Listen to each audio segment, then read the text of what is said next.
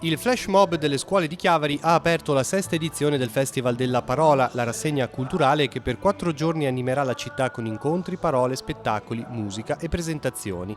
Gli alunni della scuola Ilaria Alpi e del comprensivo della Torre hanno animato Piazza Nostra Signora dell'Orto sul tema conduttore del dialogo. Grandi le aspettative del comune sulla manifestazione. L'anno scorso 16.000 presenze, il 60% in più dell'anno precedente. Quest'anno contiamo di fare altrettanto. Abbiamo coinvolto le scuole col Dida Festival, una novità di quest'anno, oltre all'apertura, anche col Fuori Festival, tutte le attività commerciali del comprensorio.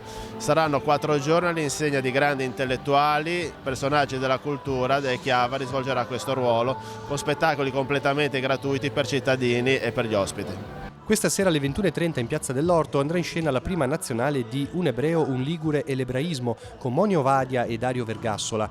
Nomi di spicco anche per le altre serate. Domani ci saranno Pupi Avati e Mario Sesti, sabato tocca a Federico Rampini, domenica a Vittorio Sgarbi. Ho trovato veramente grande disponibilità da parte di tutte le associazioni culturali turistiche e anche da parte delle attività produttive, cioè da quello che è il cuore di Chiavari, città commerciale per eccellenza, 1500 attività produttive, e vi assicuro che veramente la stragrande maggioranza ha voluto partecipare ed essere presente a questo importante appuntamento. Declinare il concetto di parola in modo da essere attrattivo ma anche circostanziato e da dare dei messaggi precisi non è semplice. Credo che il programma di quest'anno invece ci riesca in maniera molto chiara, perché aver scelto il tema del dialogo è una scelta bella, coraggiosa e credo dedicata soprattutto ai giovani.